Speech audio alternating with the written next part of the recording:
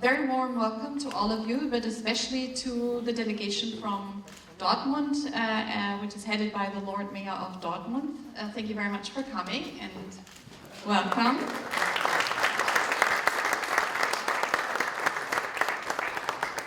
Lord Mayor Sirau.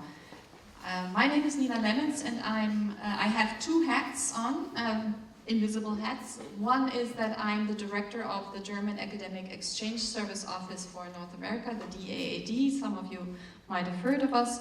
And the second is that I'm the executive director of the German Center for Research and Innovation here in New York, the DWIH New York. And I would just like to briefly introduce you to the center, and I will be very short. So we have 5 of those houses around the world in New Delhi, Moscow, not in Rio de Janeiro, but in Sao Paulo, in Tokyo, and here in New York. Ours is by like a few months the oldest. It was founded in 2010, and we have a few primary goals. The first is to present Germany in the USA as a country of research and innovation, and we do this by giving as much information on the German research landscape that we can. And we are not only talking about universities and research institutions here like Max Planck or Fraunhofer, but we also talk about research that is done at any kind of industries. And we also try to foster the dialogue of both research systems, the US and German research systems, including, as I said, the research that is done both in the university and academic sector as well as in the industry sector. We do a lot of events here in the house, in the German Mission. I think most of you, or a lot of you, might have been here before. This is what we call the German House, or the German Mission, and it houses two diplomatic missions. One is the mission of the Federal Republic of Germany to the United Nations, and the other is the Consulate General for the Tri-State area. Both are housed here, and luckily we are allowed to be here as well, both the DAD and the German Center for Research and Innovation, so that's wonderful for us. Just one word about the GCRI. I told you we have already been around for 8 years, but since spring last year we came under a new structure, and now the DAD, my other organization, is the lead in a broad consortium of German institutions who are all contributing through the GCRI. And just a month ago we had a board meeting, and we're able, because of this new structure, to invite new board members. So all research institutions, German research institutions that are based also here in the United States, like, for example, the UARUR office, so the office that represents 3 German universities here, has become a member of our board. And so it's my special pleasure to welcome colleagues from UARUR, especially Peter Rosbaum, who does great many events with us, has done so in the past, and now can do it with even more power because he's kind of part of us anyway. So that's really great. I'm not going to talk about the event. The only thing I would like to mention is that this cannot be done without people who prepare all of this. So I already mentioned Peter and his very small team, but he has some people in Germany who also help to put things together like this. But I have colleagues who also work here, and I would like to mention at least, all 3 of them.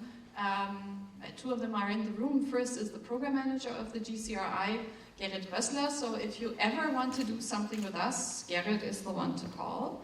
And then our information officer, Katharina Niesert, and she will also be live tweeting from this event, and you can see the hashtag. It's called Regional Visioning. So we always try to also produce some traffic on our website and also for our partners. So if you would like to hashtag, if you would like to tweet with us, please feel free.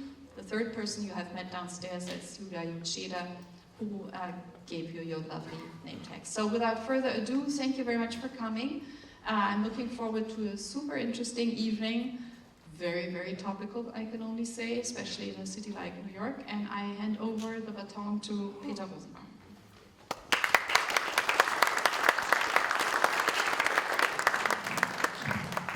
Thank you, Nina. I feel very empowered. And I would also like to extend a very warm welcome to our distinguished panel, particularly Lord Mayor Ulrich Sierau and Jamie Bemis of Bright Power, Jim Koff, the Director of Bergen County's Department of Parks and Recreation, Wolfram Höfer, Professor of Landscape Architecture at Rutgers University, one of our partner universities, and I know it's officially called Rutgers, the State University of New Jersey. And Bettina Oberhauser, our moderator. So thank you very much for coming. And I also want to extend a very warm welcome to the delegation from Dortmund, because I know this is you on your last leg of a 3-city trip to the US. You went to Buffalo, Pittsburgh, you braved the cold and icy weather up there, and now you're in rainy New York, so welcome. And I'm glad you all made it, so safe and sound. So welcome again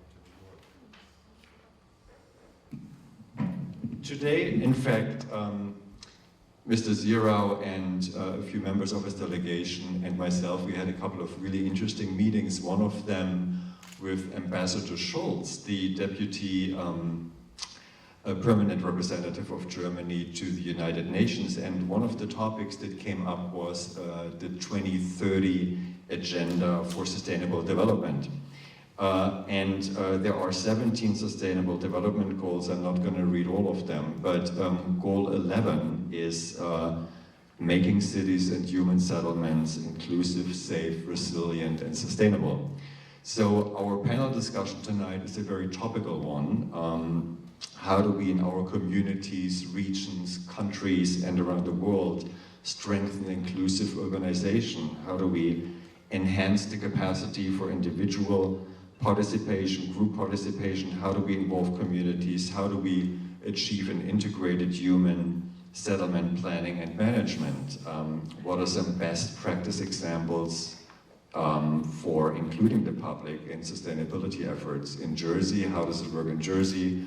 How does it work in Dortmund? How does it work in New York? Our group of experts tonight, they bring expertise and outstanding expertise to all of these topics, as they are all very engaged in sustainability, urban transformation, and social justice. So I'm really looking forward to listening to your talks. Let me just say a few words about the other two organizations behind tonight's event. Nina mentioned the German Center for Research and Innovation. My own organization, the University Alliance Ruhr, is a regional consortium of 3 universities in Germany's thriving Ruhr area, Bochum, Dortmund, and Duisburg-Essen. And if you take us together, we are the biggest university in Germany with more than 120,000 students and an outstanding research network with Max Planck, Leibniz, and Fraunhofer institutes. We have 3 liaison offices abroad, one in New York, one in Moscow, and one in Brazil, Sao Paulo. In addition to initiating and strengthening research collaborations and putting on events like the one tonight, we also reach out to the fans and allies and the alumni of the Ruhr region here in North America. And we also support the exchange of students and faculty by, for example, developing new programs in collaboration with the DAD, such as the Ruhr Fellowship Program. Precisely because our universities are very closely connected to industry partners, cultural institutions, and communities in the Ruhr area and abroad, we also understand ourselves a little bit like the outpost of the Ruhr area here in North America. And organize events and exhibitions that also highlight initiatives and projects that come out of the Ruhr area, as we did last February on the Emscher Genossenschaft, one of Europe's biggest landscape conversion projects. We did an exhibit, an international symposium on water resource management. So that's what we do in addition to enabling researchers to get together and students and faculty to travel back and forth. And if you're interested in the Emscher project, we actually have the chairman of the executive board of the Emscher Genossenschaft and Lippeverband with us tonight, Uli Petzel. Uli, I don't know where you are. There you are. So if you want to learn more about the Emscher project and wastewater management, talk to Uli. Exciting topic. The second organization behind tonight's event is the American Council on Germany, and we have 2 representatives of that council here with us tonight, Rob Fenstermacher, who's standing in the back of the room, and Robin Camarora. The American Council on Germany is an independent, non-partisan, non-profit organization that was founded in 1952 to strengthen German-American relations. The council works across generations to provide a deeper understanding about Germany, Europe, and the importance of transatlantic relations. Now comes the Oscar acceptance part of my introduction. I would like to thank, of course, Nina, Garrett, and Julia Schanscheder. I want to thank Garrett. I want to thank Katharina Niesert, Steve Sokol, Robin, and Rob, and my wonderful colleague Tia Teves, who will be live tweeting tonight. So thank you all very much for helping us put on the event. As Nina mentioned already, silence your mobile devices, but don't turn them off, because you can join the conversation online, okay? Now on to our moderator, Bettina. Thank you so much for coming. Bettina Oberhauser is an editor for the European public television channels Arte and Dreisat. Bettina leads the production of science documentaries for Arte and has created more than 160 programs. Apart from innovative science programs, she builds international partnerships between public television stations and creates new opportunities for digital broadcasting. Bettina is based at Hessischer Rundfunk, one of Germany's public TV stations, where she is editor and team leader of several programs, including Xenius, a daily science program, broadcast in Germany, Austria, and Switzerland. And Nano, actually, right? Nano is the program. I hardly ever watch TV, so I'm sorry, I got the name wrong. Bettina is currently a McCloy Journalism Fellow and is researching innovations in urban mobility. She holds a master's degree in Italian literature and is a graduate of the University of Munich's Department of Journalism. So that's it. Thank you very much, Bettina, and I'm handing it over to you and wish you all an exciting evening. Thank you very much.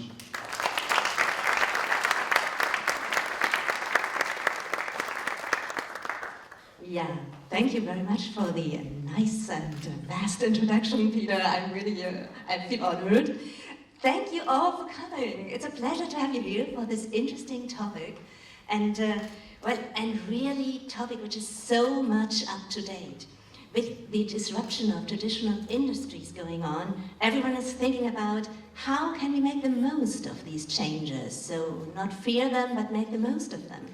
And for heavily industrialized city regions, this is especially difficult, but difficult means a challenge, and a challenge can be faced. And today we look at two city regions who face this challenge, the Ruhr and New Jersey. So I welcome my panelists, and thank you all for coming. I present first presentation, for sure, the guest, Ulrich Sierau. I'm so happy to have you here.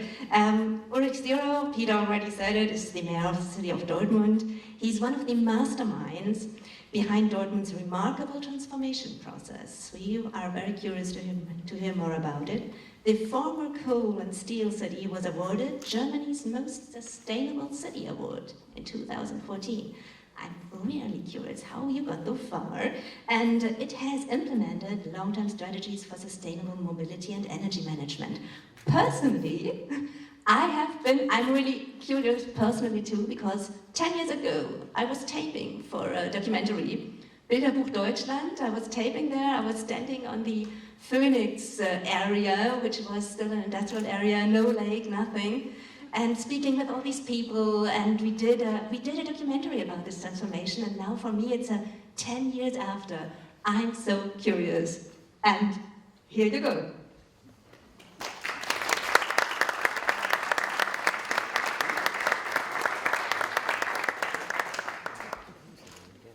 Yes, thank you, Bettina, for this nice introduction. Unfortunately, we didn't meet 10 years ago when you were to Dortmund, but nowadays it's the moment, so we are very happy to be here in New York because we traveling through the United States because we have strong relations to our sister city Buffalo. We're here to celebrate the 40th anniversary. And when we were preparing that, I ran into the former mayor of Pittsburgh, Tom Murphy, and he said, well, it's quite obvious that Pittsburgh and Dortmund are quite similar, and we have lost a lot of steel works when the steel mills were closed down, and you started that process a little bit later. And I have told you our strategies, and you said that your strategies in Dortmund are quite similar to what we do here. So once you're around, just pay us a visit. So we said, okay, we are around Buffalo, so we'll go to Pittsburgh. At least according to American distances, this is just around the corner. For us, it was a little bit of a 3-hour bus trip. Anyway, it was cold outside, and we felt quite cozy in the bus. And we were always remembering the running gag of our trip, we are very lucky with the weather. So in the end, we were very lucky with the weather when we arrived here to New York, because it was, well, compared to what we experienced in Buffalo and in Pittsburgh, it was really hot.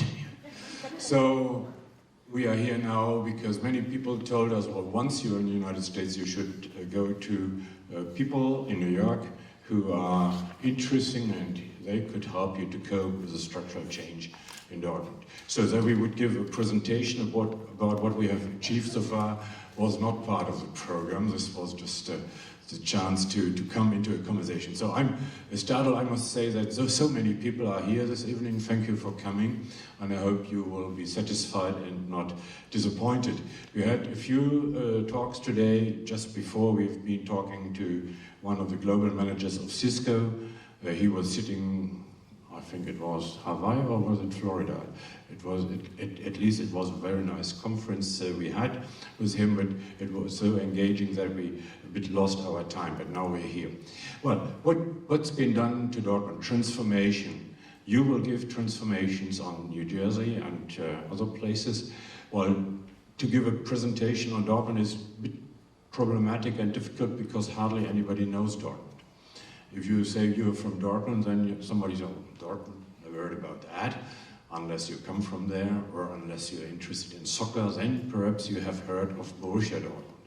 Well, this in a case is always a kind of door opener, but Dortmund is much, much more than soccer. It's the next aspect that people say, oh, well, this is coal mining, this is steel cooking, this is beer brewing, that's a rural region, there's machinery building, and it's good soccer. Well, nothing applies, even not good soccer. Well, this is done since last Sunday, actually. But we don't have any coal mining there. We don't have any steel cooking more. We have only steel production with steel that's been produced somewhere else in order to qualify it. Well, we have beer brewing there, but we are drinking more beer than we brew, so we have to introduce it and bring it from sometimes Sauerland or some other regions around. Machine building, yes, that what we did before was excellent, but it's not asked from the market anymore. But now we have new machine building, pump building, for example. One of the global champions, he's housed, his place, headquarter is in Dortmund, Vilo Pumps. And in the rural region, well, we only have 500 meters river line with the Ruhr, but we have 27 to 30 kilometers with the Emscher. So the Emscher is much more important to us than the Ruhr. And then we have the Lippe, so we have 3 rivers. This is in a way like Pittsburgh, it's more than Mesopotamia. They only had 2 rivers, Euphrates and Tigris. So we are quite a place that is loaded with prejudices and with old thinking about the place. And this does not apply only to what other people think about us. This is one of our problems because many people in the city still think it would be like in the good old days. But it's different now. Different it is because between 1980 and 2000 we lost about 80,000 jobs out of 320,000 jobs, so 1/4.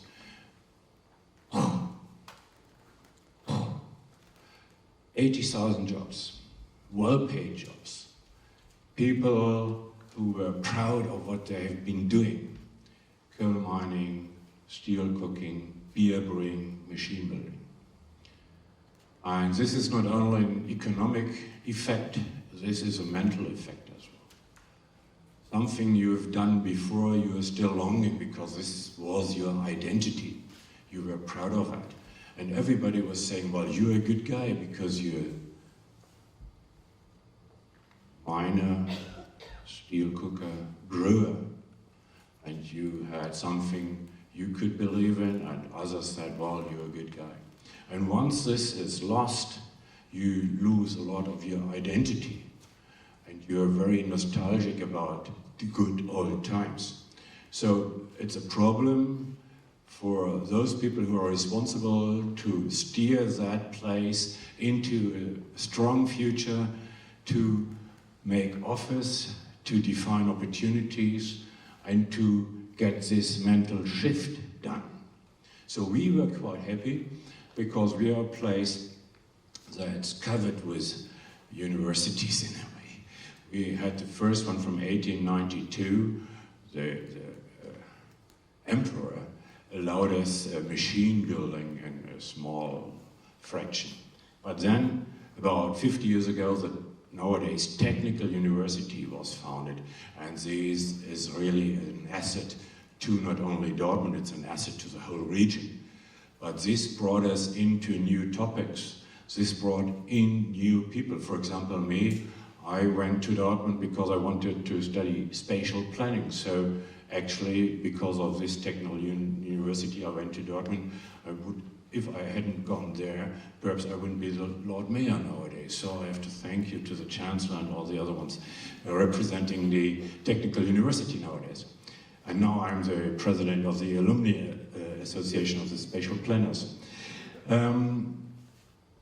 When we had this crisis, 1980 to 2000, it was the local government together with the Chamber of Commerce and together with the president of the Technical University to say, well, we have to do an initiative.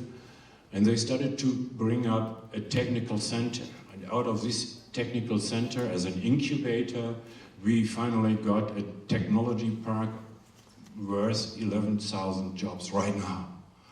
And this happened through a lot of startups going from the Technical University to this incubator, and then they grow, and from the incubator they went to the technology park, and many of them have left the technology park now, and they're out in the wilderness of the surrounding, and they're very, very active and very, very good in building up new jobs and strengthening the economy. So, finally, in the years starting from 1985 to now, we have had one interesting approach, because nowadays our economic is based on information technology, on biomedicine, on micro and nanotechnology. We are strong in logistics, we are strong in healthcare, and we are strong in many, many different services. So nowadays we have 330,000 jobs. You remember in 1980 we had 320,000, we went down to 240,000, and now we went up to 330,000. So we are better off than we were before the crisis. So the crisis was our chance in a way.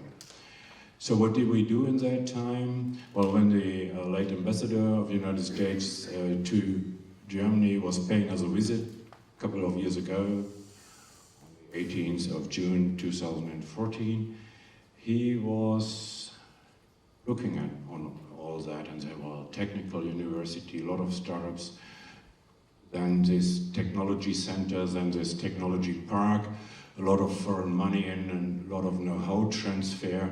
Well, this in a way reminds me to Silicon Valley in the beginning, so I will call you Silicon Dortmund. We were not quite unhappy about that branding, but we know that Silicon Dortmund nowadays, Silicon Valley nowadays, is much different than it was in the beginning.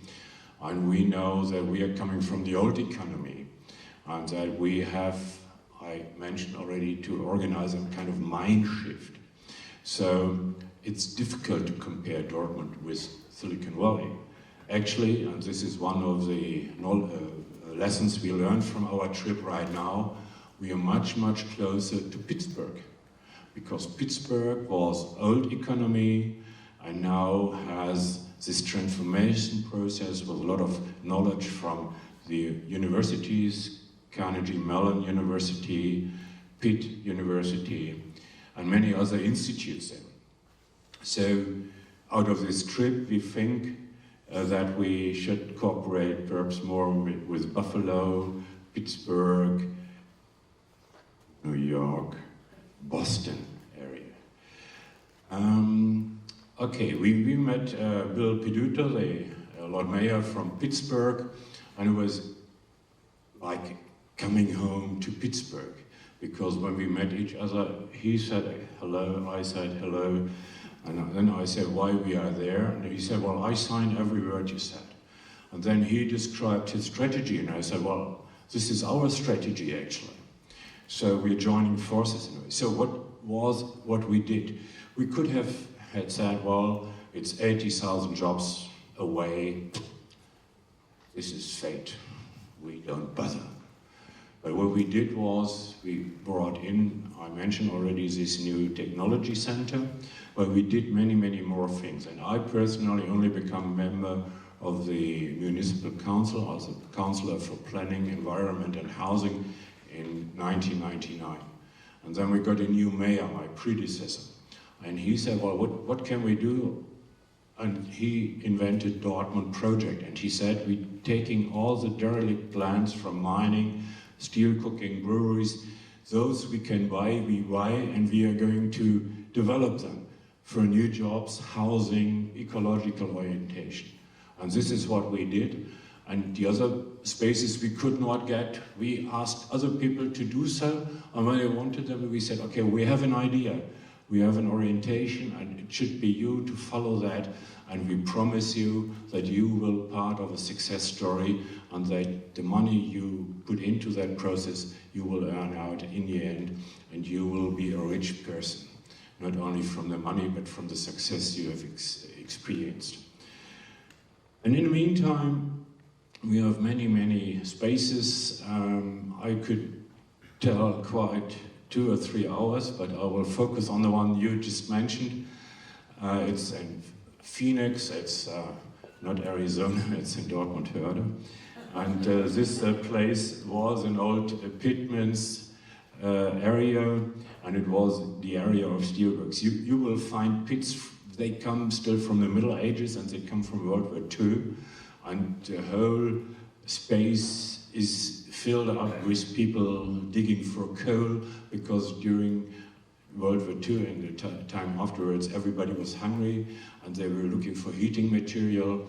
And so the whole place is like Swiss cheese. So if you go there, you will drop into holes when you are not careful. And so we have 2 spaces. One is Phoenix East, where this old steelworks were on, and then we have the western part, where all the ferments were producing the steel, and then this was transported to the eastern part to be processed. And under that we had a river, the River Emscher. When I came to Dortmund in 1976 as a young student, our lecturer said, well, we show you steel production. And then we went to this production plant, and the steelworker said, well, nice to have you here.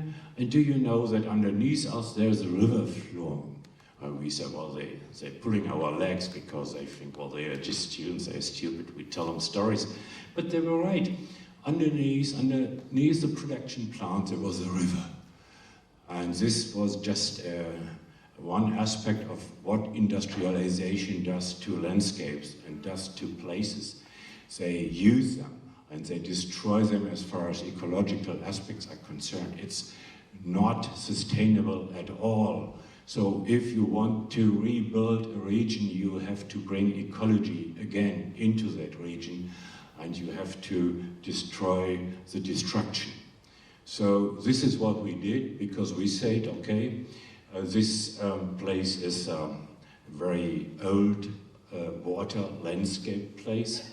The Emscher is stemming from an old Latin name. When the Romans were coming to us, till Westphalia, we only beat them in the year 9 after Christ. In the year 9, after the change of time, the Romans were defeated by the Westphalians, so we are very stubborn people.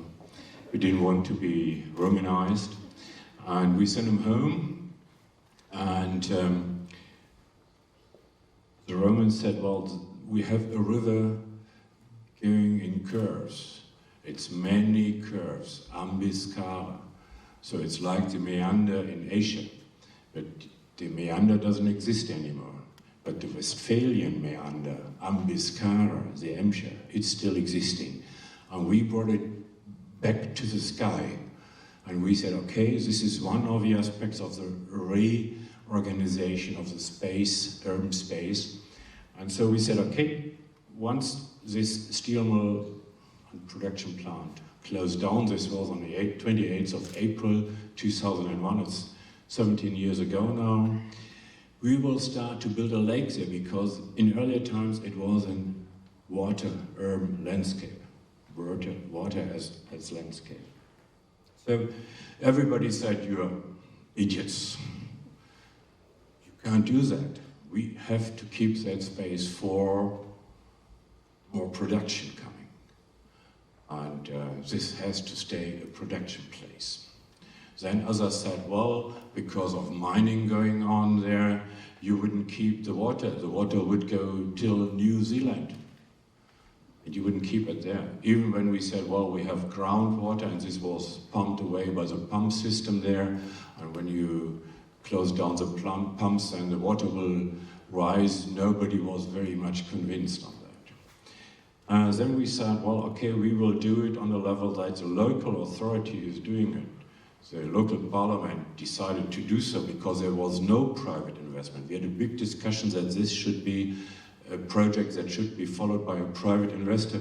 But once a private investor became aware of all the risks in that project, he said, goodbye, I'll come later when you have managed all this structural change. I'll be here again, but not at that time. So we had to do it, but we were very determined. And we had a lot of support because university, I mentioned already, we had a lot of people from the universities, they were supporting us. Many people from the surroundings, they were skeptic, but they said, okay, well, we are willing to have a new landscape, we want to have a new project. And so we did. It took some time, so we started, as I said, relatively quickly in 2001, because the municipal parliament decided on the 5th of May that it should be that lake and that we should start the planning process. And it was on the, I think, 1st or 2nd of October in the year 2010 when we opened the new lake. We were supported by Larry Hagman. Most of you will know him when you watch Dallas on TV. It was this guy with a hat. And he was turning up, and he was asked by the journalists, what are you doing here? And he said, well, I'm opening lakes in Europe. And then the journalist asked him, well, where have you been to and where are you going to? And he said, so far it's the only lake in Europe I'm opening. So this was very good public relation.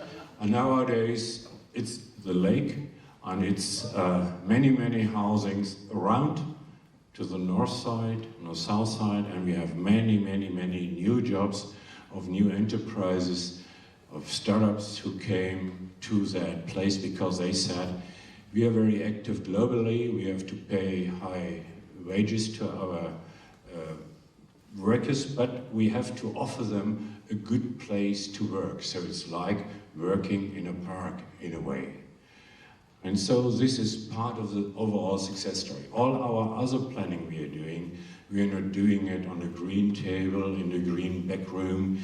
We are doing it with participation. We are doing it with swarm intelligent approaches, people from the university, from the economy. We are doing master plans. We are doing integrated district concepts. We are doing a lot of competitions. And so you just mentioned we were awarded to be the most sustainable cities among the big cities in Germany in 2014 for one of our bigger projects now, which is called Northward, because we are taking care of the north of the city. We just recently were awarded with the European Public Sector Award because the jury said, well, it's so much participation in that, you will never find something like that again in Europe. And so we said, okay, but we are just starting with that project. It's a decade project, and this year we just started with the first year of presentation, but we will go through another period. We will have a middle presentation in 2020 and final presentation in 2025. So we think that until then we will have achieved much more projects, much more ideas, much more private investment into that area where in former times hardly anybody would go, but because of Lake Phoenix project and investment there, people believe, and that is something that is necessary, that they believe into the future of the place where you're working for. And what we achieved as well is a kind of mental shift, because those who said in the beginning, you are mad, the water will go to New Zealand, you will find them just walking around the lake and saying, didn't I do that well? And this public government was so happy that they could part of the story I was starting with. So this nowadays is a project of the people, and this is how it should be, because success has many fathers, and this applies to what we've done in Dortmund. Thank you for your attention.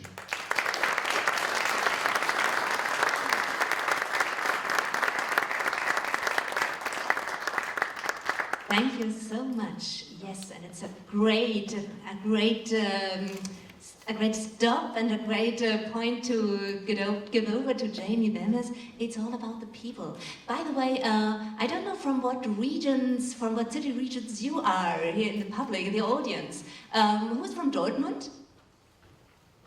Okay, oh, we have even more Germans than Americans. Who's from New Jersey? Okay, New York City. Okay, rest? Someone else? Okay, so kind of mixed. And well, Jamie Bemis lives in New York.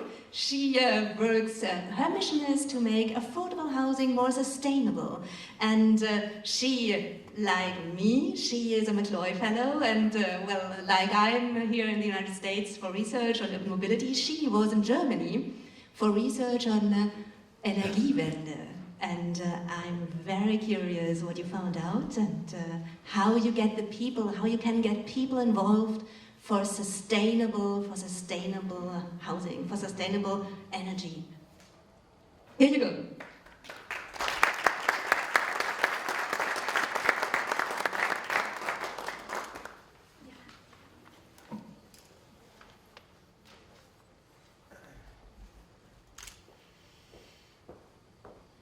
Guten Abend, liebe Damen und Herren. It's a pleasure to be here. I just want to start out by thanking the University Alliance Ruhr, the American Council on Germany, and the German Center for Research and Innovation for putting on this fantastic event. I have to say, as a city planner, I'm a dork about urban visioning, and it's a pleasure to participate here tonight. So, as Bettina said, I'm a mechanical engineer and a city planner. And my current job entails working with affordable housing developers across the city to make new developments and existing buildings more energy efficient. I was in Germany last month for about a month, studying innovations in the built environment and renewable energy innovation and energy innovation with regards to energy supply and management. And all of these experiences have inspired my work, and I look forward to sharing that with you here tonight. So I want to share with you two goals that are very personal here in New York and sort of orient my thinking on a day-to-day basis. The first is Mayor Bill de Blasio's goal to build or preserve 300,000 units of affordable housing by 2026. And the second goal is equally as important, and that's to reduce greenhouse gas emissions by 80% below 2005 levels by 2050. And I bring up these two goals because at first they can feel like they're in conflict with one another. And it's true that there is some tension between them, but I actually see them as an incredible moment of opportunity. And as someone who is an engineer, I find a lot of inspiration at the nexus of these two issues because it's an incredible opportunity for problem solving and creativity. And so that inspires my work on a daily basis, and this is sort of what I take as my personal marching orders every day. So I want to talk to you tonight about 4 trends, because what we're talking about here tonight is how communities are engaging with civic engagement and how that process is being affected by global trends. And I see climate change and environmental degradation contributing to civic engagement in 4 specific ways. First, by fostering grassroots activism, by encouraging energy self-sufficiency, which then leads to broader conversations around where we get our resources and so on, contributing to interdisciplinary solutions and new ways of thinking, and also leveraging new technologies and thinking about how new technologies fit in with the missions that we're working on. And so I'll speak about each of those trends briefly and then talk about how we as civic leaders, as corporations, and as community members can fit into and support these trends. So first I want to talk about grassroots activism. So here in the US, but also in Germany, many of you may have heard about the Standing Rock protest against the Dakota Access Pipeline that started in 2016. But I bet few of you know that we have a similar fossil fuel infrastructure protest movement right in our own backyard here in New York. So the Pilgrim Pipeline is a planned pipeline right now that's scheduled to run from Linden, New Jersey to Albany, New York. And there's been a grassroots activism movement that spans over 70 organizations in opposition to this. And I think it's really critical to think about how the communities that are along the pipeline are recognizing the risks to their land and to their water and are developing grassroots opposition towards it. And one of the things that I think is particularly unique is how this movement has contributed to new conversations in the public sphere around indigenous rights. And what we're seeing, not only in these pipeline opposition struggles, but in other environmental justice struggles, is the centering of marginalized communities. So communities that have been economically or socially disenfranchised, sometimes for hundreds of years, are now finding their voice in affecting the public sphere. The second I want to talk about is the New York City divestment campaign. So this has been something that has been 5 years of grassroots struggle, and finally in January, Mayor Bill de Blasio announced that he's going to divest $5 billion of the public pension fund from fossil fuels and will be suing 5 of the fossil fuel companies that obscured evidence about climate change impacts.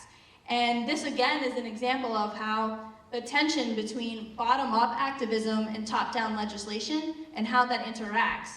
And I think also what's really exciting about the divestment campaign is that it's a moment of awakening for folks to think, not only am I recycling or is my building energy efficient, but also, where do I store my money? Or where does my pension store its money? And so those deeper questions, I think, are really a moment of reckoning for us right now.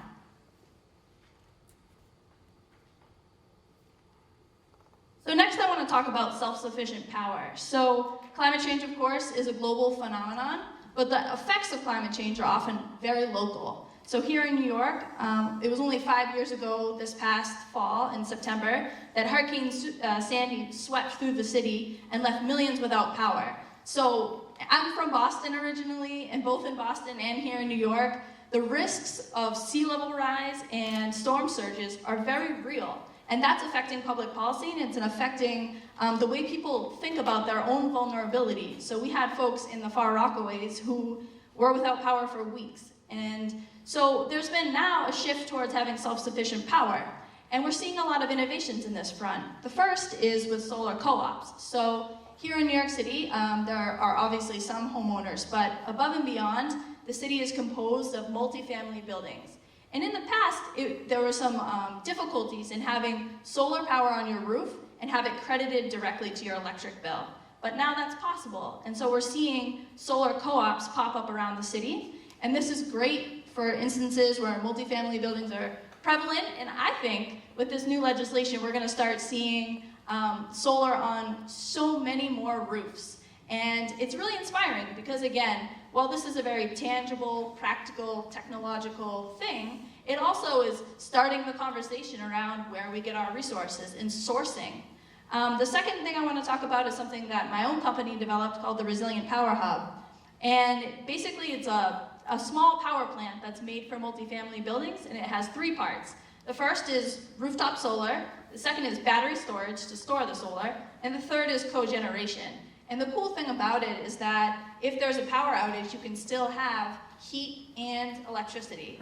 So for folks like, especially our most vulnerable community members, like the elderly, or folks who have medical concerns, if there's a blackout and they have this type of resilient power hub, then they still have access to, say, keeping their medication cold in a refrigerator, or getting down an elevator if needed.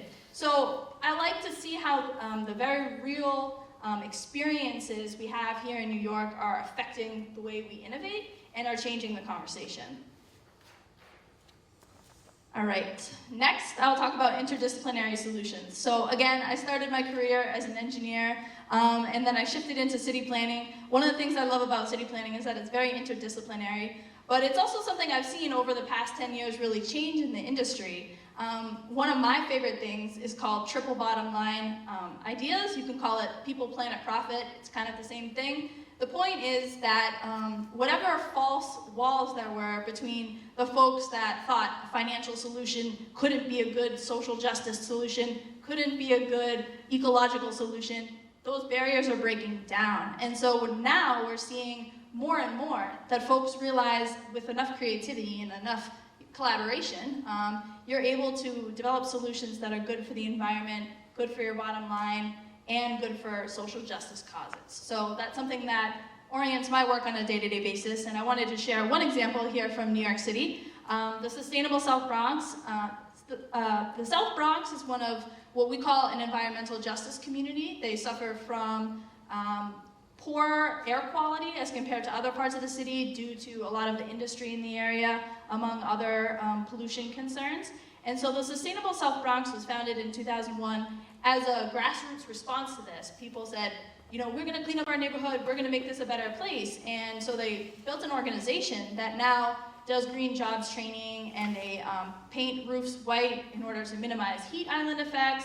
They do solar panel installations, and they're training people for good green jobs. And so I think that that's an important example. You know, the mayor from Dortmund, Herr Sierra, was saying how jobs are changing, and they are. And so I think green jobs training is an important component for anyone in the city planning sphere to always bear that in mind and think about how we're either going to retrain our workforce or give people tools to move into the future in a successful manner and in an inclusive manner.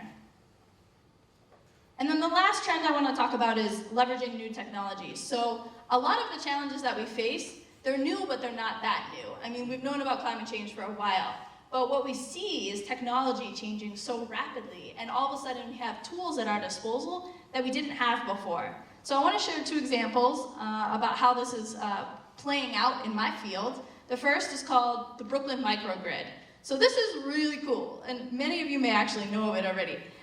Basically, it's solar, so residences and businesses are putting solar on their roof, and then using an online platform, selling it directly to other consumers. So there's no utility involved at all. It's using a web platform to share resources. So that's something that was not available to us not that long ago, and I think it's kind of, you know, a new innovation, and also kind of gets back to the sharing economy that's emerging, and that's I think a really powerful place for innovation right now.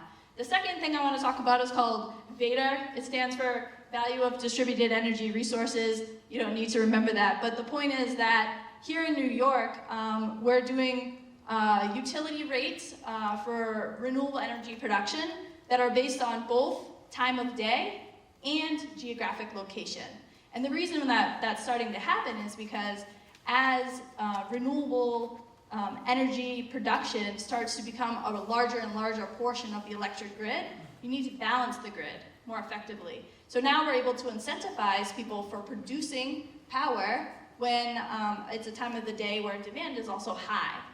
So that's an innovation that we wouldn't have had without the technological sophistication of the past few years, and I think it's definitely going to change the renewable energy industry here in New York. So then I just want to kind of conclude by talking about how we can fit into and support these trends. So I'm sharing some personal examples here.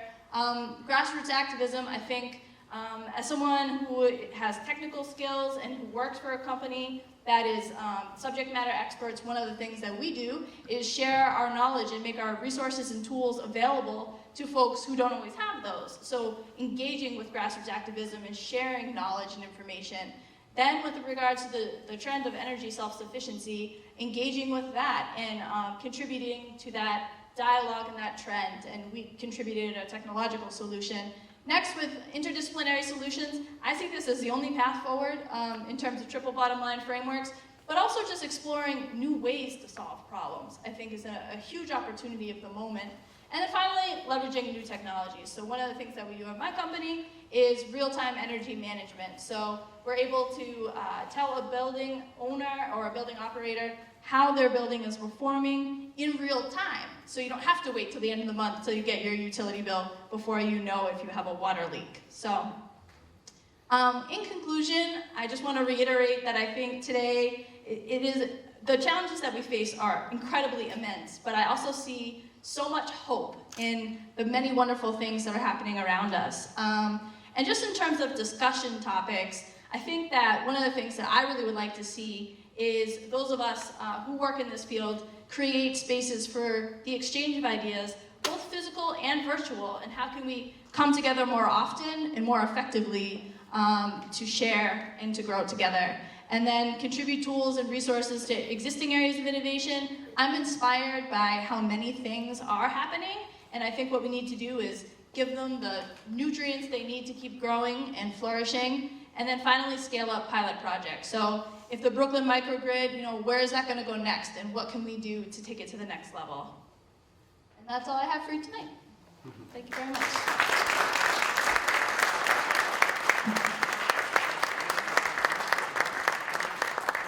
Thank you so much, JP, for this passionate speech. By the way, the sophisticated technology, it's also in my field, the mobility thing, it's a really interesting perspective. But we also need nature. When a city region changes its face, we need landscape architects, and such as Dr. Wolfram Höfer. He studied in Munich, but he really was so interested in the Emscher region that he made this his really interesting, part of his research.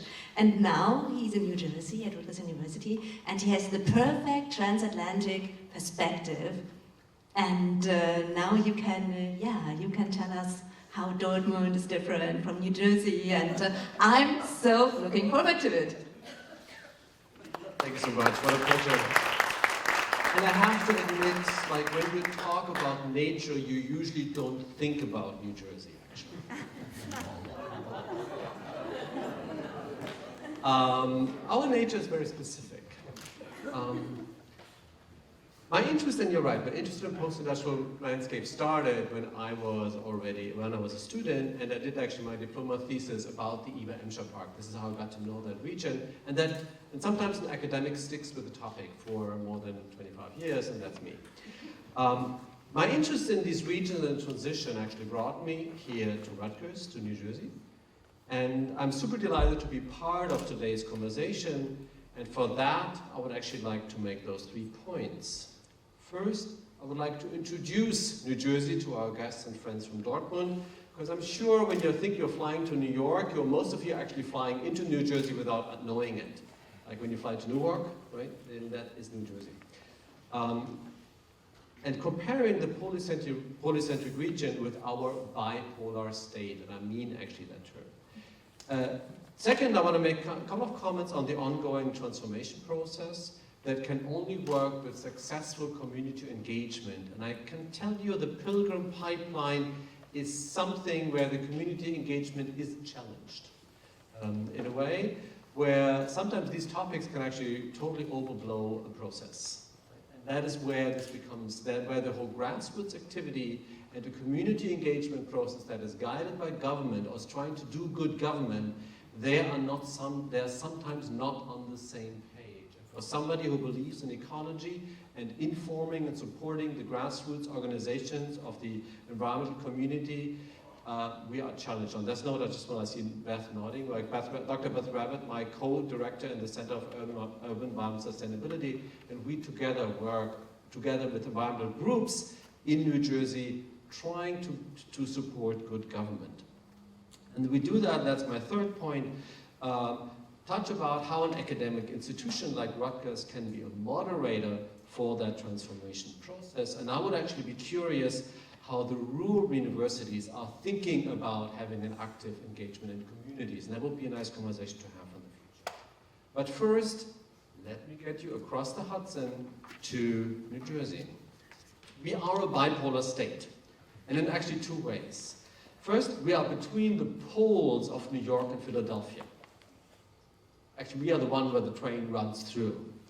While the rural region is a true polycentric region with major cities like Dortmund in the region, our most important centers are out of our state. It is very obvious that this situation generates significant commuting obstacles. And of course, it's great to be close to Philadelphia and New York, and also very, very many attractive places within New Jersey, but the traffic can actually be really depressing. And that's what I mean with bipolar here. So the maps also show how suburbanization in the south is oriented to Philadelphia, in the north towards New York. And the numbers illustrate that New Jersey is slightly larger than the rural region. However, the population density is roughly in the same ballpark. But the really biggest difference is the number of municipalities. Colleagues from the rural region sometimes are lamenting about the difficulty to coordinate 53 independent cities and municipalities when large regional problems need a regional approach. But let me say, just imagine dealing with 383 only in North Jersey. That's a different story. A main similarity actually is our industrial heritage. George Washington and Alexander Hamilton discovered the Great Falls of Patterson during the War of Independence. They were totally aware of the fact that the United States of America could only succeed with a substantial industrial base. Hamilton realized the potential of the waterfalls as an energy source and established a society of useful manufacturers in 1791. The organization acted like a developer. Patterson started with silk manufacturing and later evolved into an industrial center, like, for example, the engine of the Lindbergh plane that ran, the first one that went across the Atlantic, that came from Patterson. Just, you know. But also, New Jersey always had a focus on technical innovation from the early days on. Think about Edison and the Edison laboratories, they are in New Jersey in Orange. And I think about, for example, the Hackensack Waterworks in Oradell, which are a great example of American engineering, but also an example of civil engineering in order to develop water treatment for the growing population to make this growth actually possible. The technology used were exemplary, and the technical innovation was absolutely remarkable there. And because of the economic diversity that New Jersey had from the beginning, and the close proximity to the centers of New York and New Jersey, the declining industries, which actually started in New Jersey much earlier, like World War II was the kind of the date when New Jersey was really losing massive economy, like massive industrial production. That was basically out of there. However, this was replaced by other service industries. Today it's like a lot of biochemical engineering. So the loss of industry was happening much earlier and was replaced much earlier. So this is why New Jersey is not considered part of the Rust Belt like Pittsburgh or Buffalo would be. Although we share a very similar burden.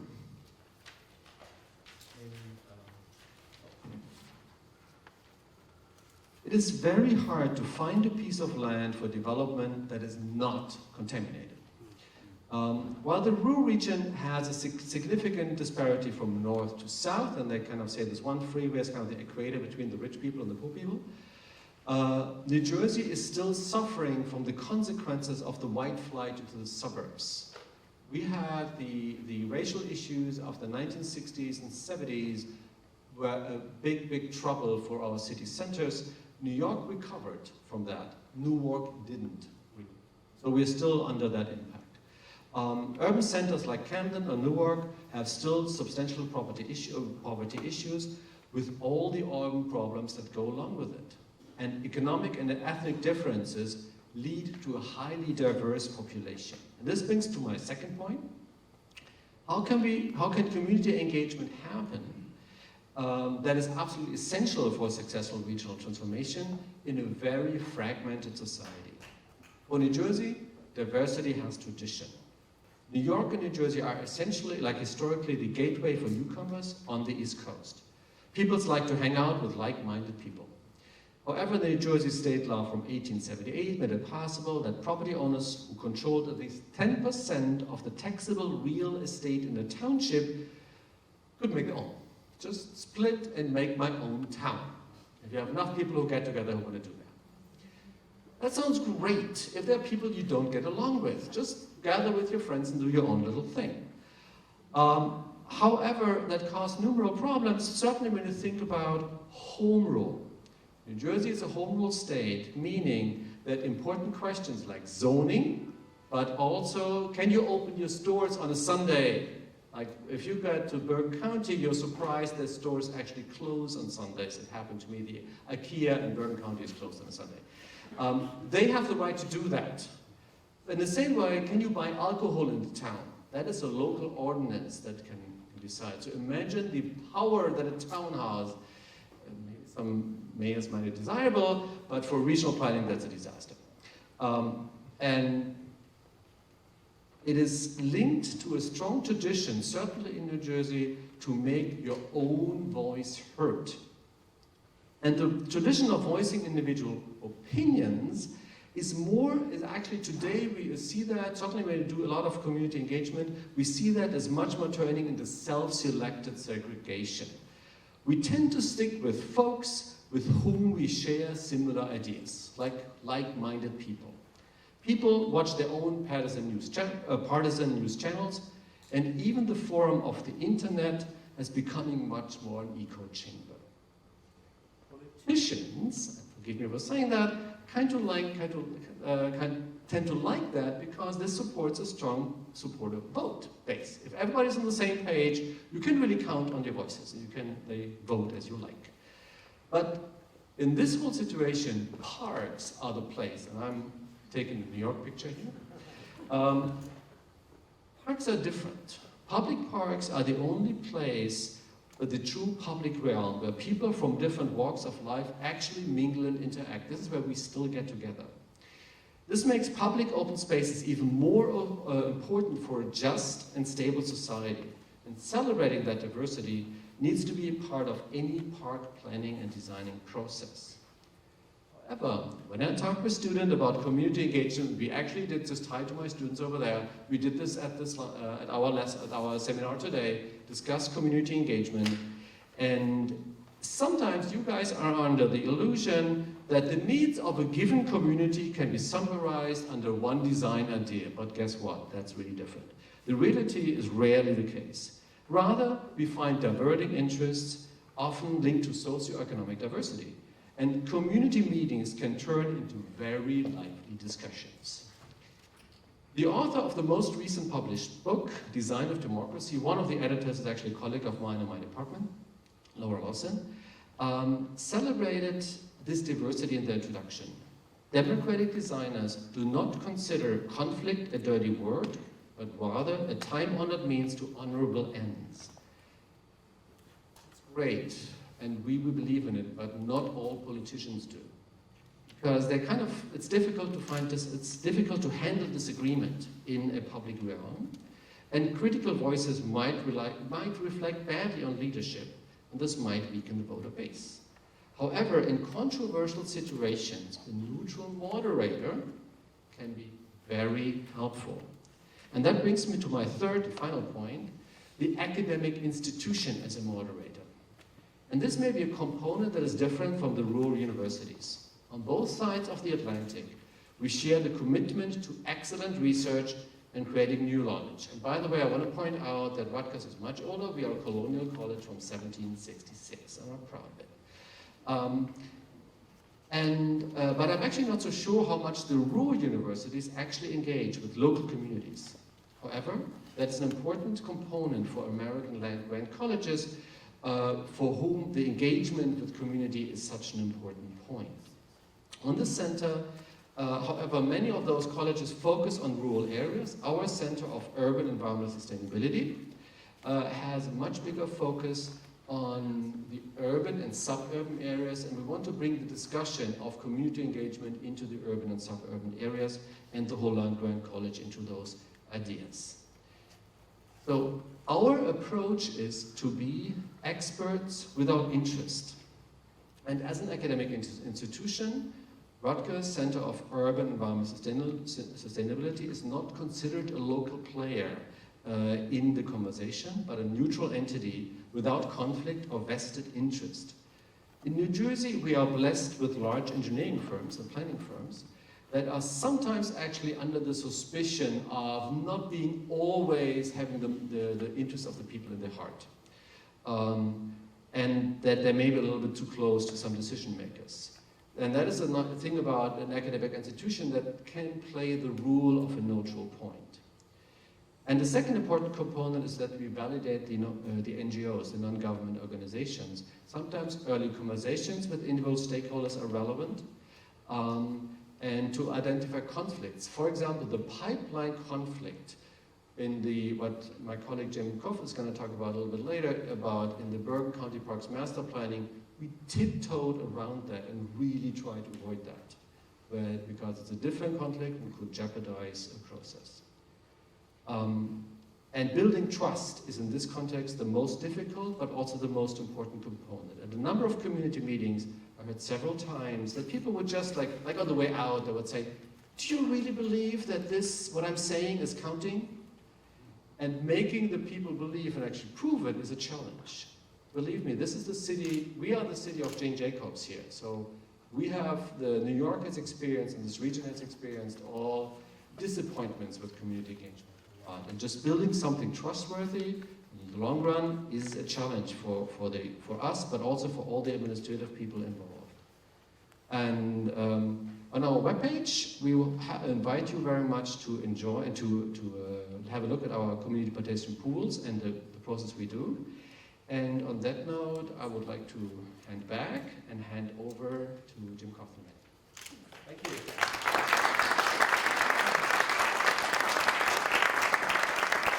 Thank you so much. Wow, so many municipalities. That's really hard. And I think, James Koff has really a hard job and is very busy because he is the campus director of Parks and Recreation. And you have a lot to moderate and you have to be very diplomatic.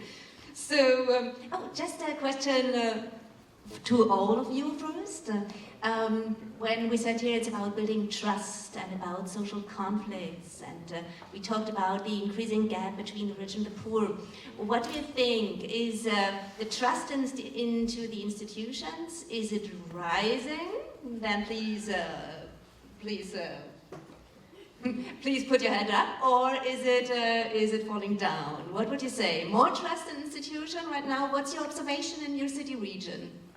More trust in institutions and transformation processes? Less trust? Don't be shy, don't be shy. Less trust. Less trust. Whoa. Well, the ones who didn't raise their hands, I cannot count, but so it seems less trust. That means you have even much more to do. I'm curious how you do it. James Koff, welcome you here. Oh. Thank you very much. So I'm going to compile in my talk is really focused on that community engagement and community outreach and how easy it is.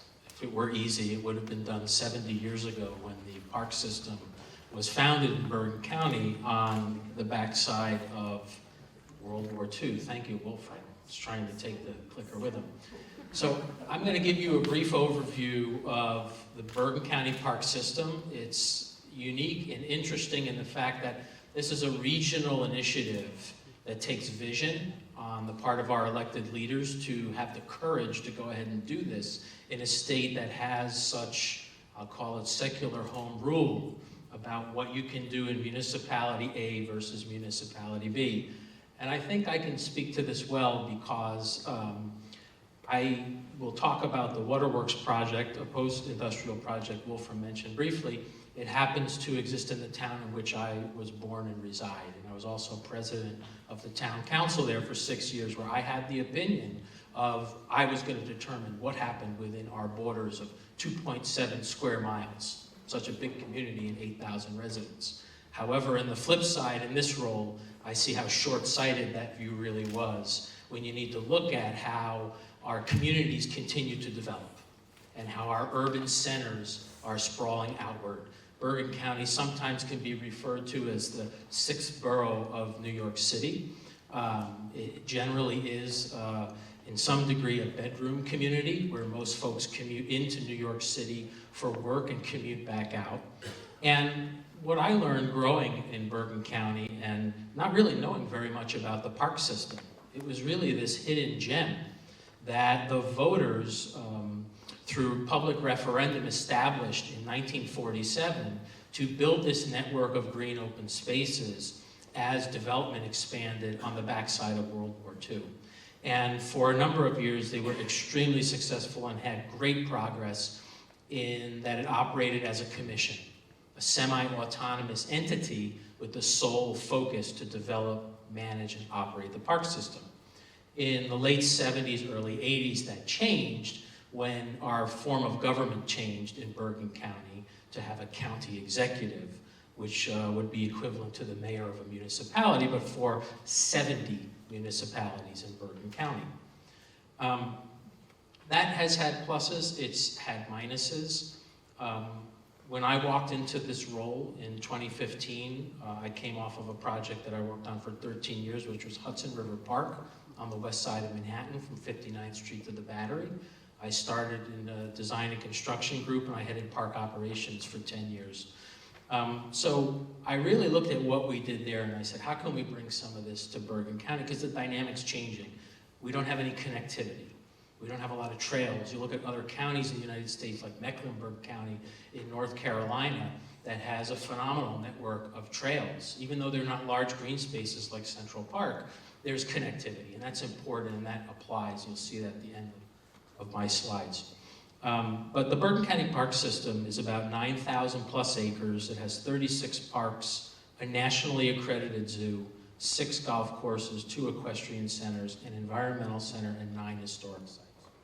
And as I mentioned, this was all developed without a master plan.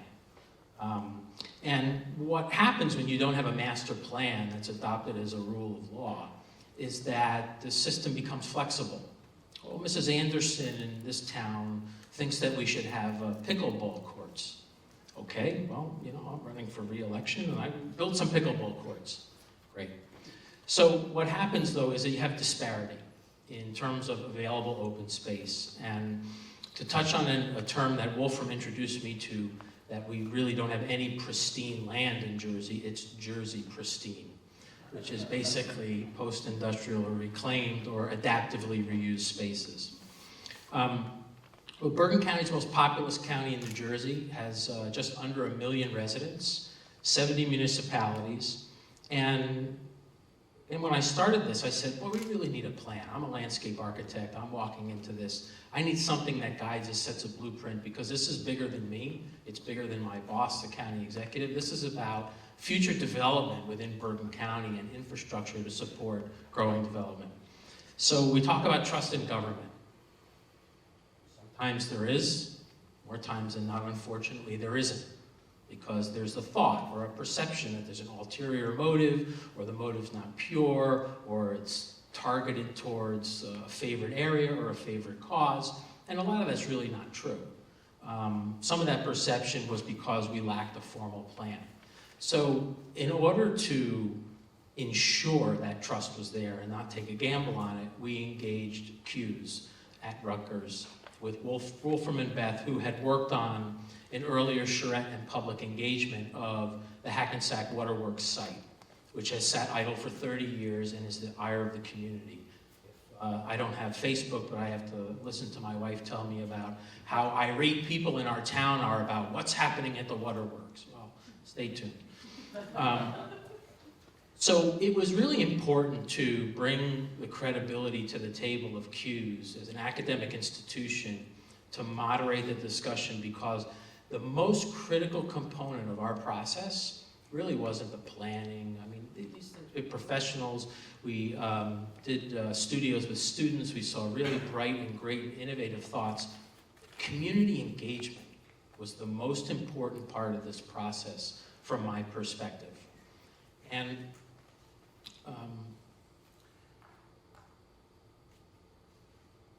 in Bergen County, we have a number of different landscapes, from active recreation to passive recreation.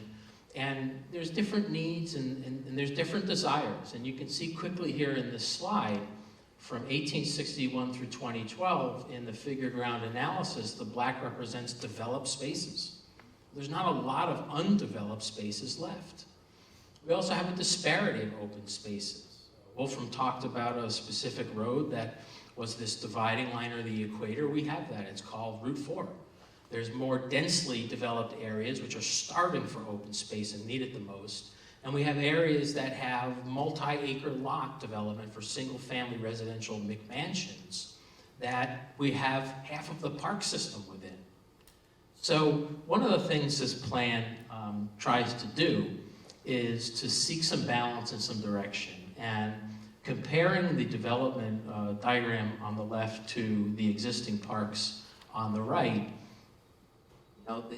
there's a lot of disparity there. Now, these are only county parks. These aren't municipal parks, which is something else that we looked at as part of an overall analysis of green space and open space in Bergen County. So, public outreach. We did an online survey. We hosted in excess of, are we at 10 now, public meetings? 11 public meetings, soon to be a 12th as we wrap our process up. We really took this show around the county to the different municipalities to engage the community. So outreach and engagement are very different things. The outreach really is the act of saying we're going to do this. The engagement is actually capturing their interests. And while on the prior slide it talked about some 2,300 participants in the survey, I earlier said that there's almost 1 million residents in Bergen County. It's good participation from our past analysis, but it's really, when you look at the numbers, it's really not that great. And I'll talk to that in a minute in a disparity slide. But the outreach, the groups, seniors, schools, millennials, community groups, community meetings, special interest groups, did they have trust in government, or was there the need for the moderator? CUES stepped in as the moderator. The engagement, we did an online survey, we did town hall meetings, we had public hearings, we had presentations.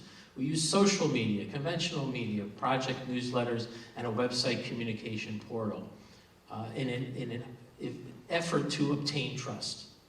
And as we've moved in this process, we've actually adopted some of the things that have come through in our public meetings to give people a flavor that this process is whole, this process is right, and it's meaningful going forward. Where we've developed a marketing and events management group. We've changed our golf reservation system. Golf is very big in Bergen County. We have a very large Korean population that loves to play golf. We have a huge senior population that loves to play golf. So we automated that. We made that more accessible. And we moved a lot of our business functions because things were being lost in overlap because people existed in silos. Nobody really worked together. So we made some of these changes before we've even introduced the master plan. But Two disparities in participation I'm going to talk about. One is economic. The image on the left basically shows that you know, the folks on the lower end of the scale make up the larger population in lower income earned levels. And as you go up in your income brackets, there's less and less people. However, if you look at the graphic on the right, those are the people that really participated. The people we wanted to reach didn't participate. Why? Hindsight is really 20/20, and lessons are well learned in exercises like this.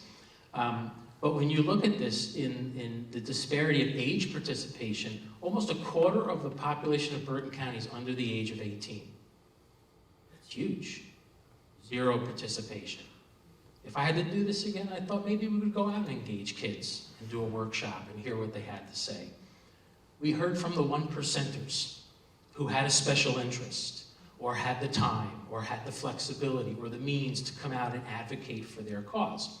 So it's not to say that this participation is bad in any way, but it can be kind of skewed.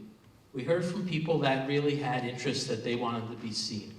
And one thing that's happened in Bergen over time is that, you know, are you balancing development against the environment? And past distrust of decades has really built a very vocal environmental community in Bergen County. We talk about Pilgrim Pipeline. Huge issue. Part of Ramapo County Reservation, which is over 4,000 acres of parkland, is scheduled to be bisected if this pipeline is installed. Very, very controversial. But the resounding common theme was that everybody, almost 90% of the respondents said that parks enhance their quality of life. I take that as being essential infrastructure towards future development. We've introduced new events that have had thematic programming. The image on the lower portion of the slide is Ramapo County Reservation, which really gets overrun on the weekends. It's not natural on the weekends. There are so many people. And the question came up in our process, we need more parking. Well, okay, but if you provide more parking, are people really experiencing what they went there to experience in the first place? I don't know. Our survey also identified a number of diverse areas of interest.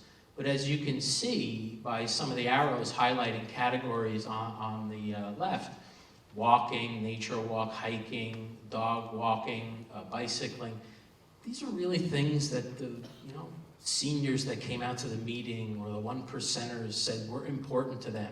There's not a ball field in Bergen County that's underutilized on a weekend. We're starved for field space as it is, but it's shocking to see that that's not represented here.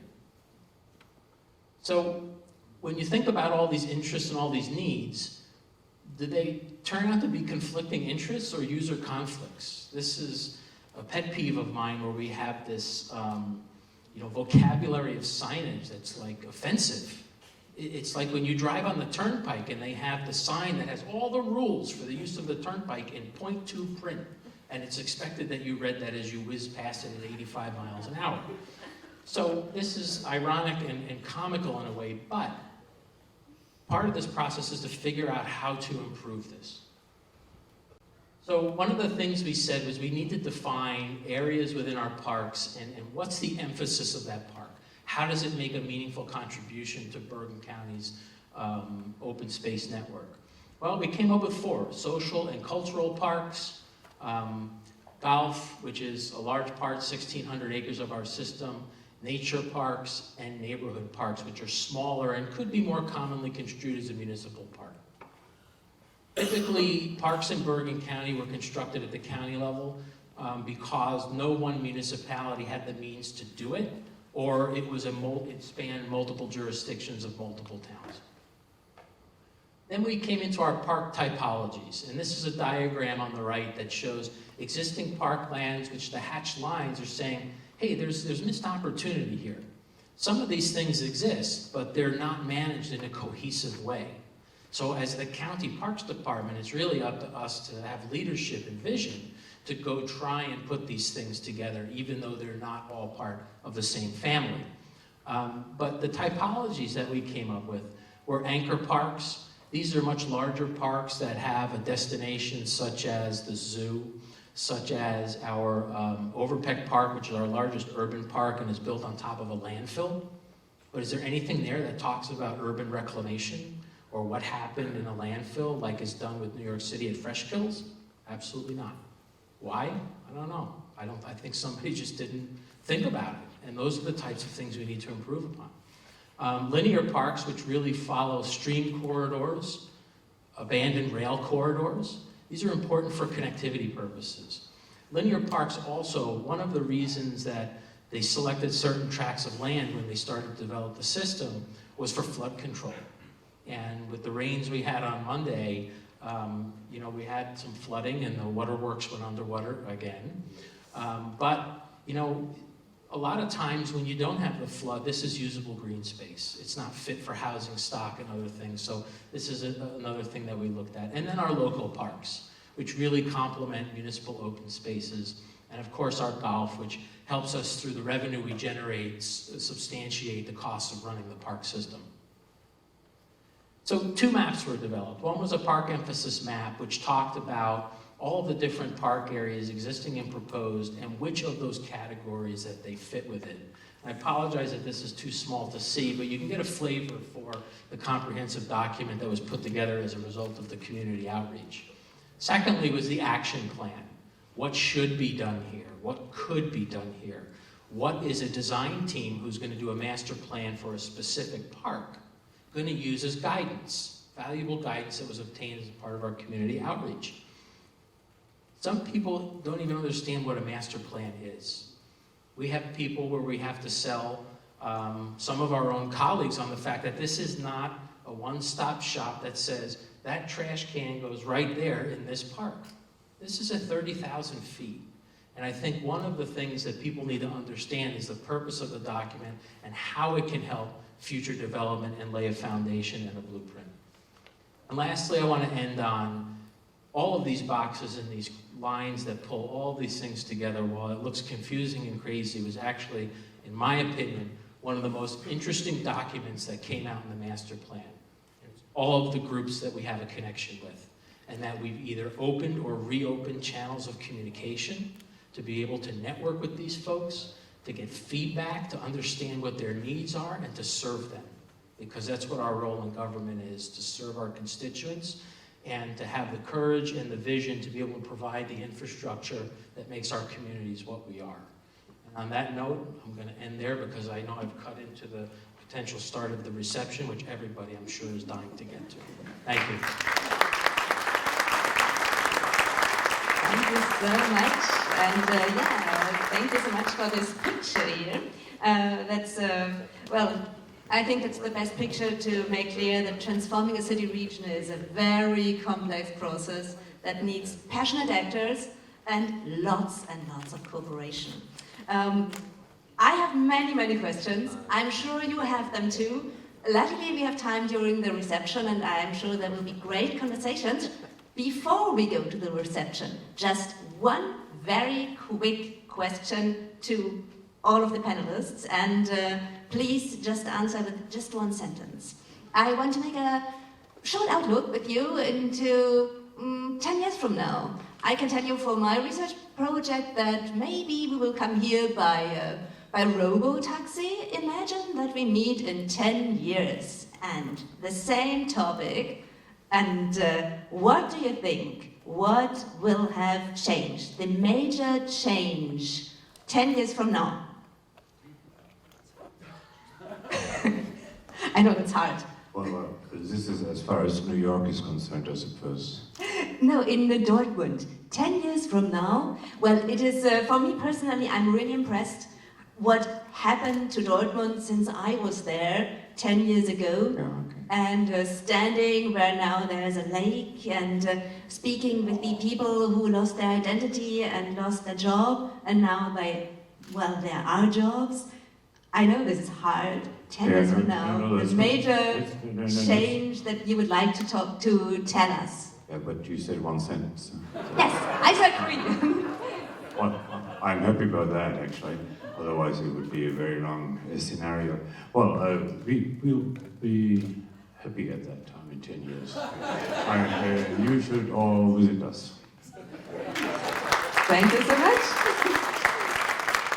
Jamie, 10 years from now, what would you like to tell us? And, well, based on vision and prediction.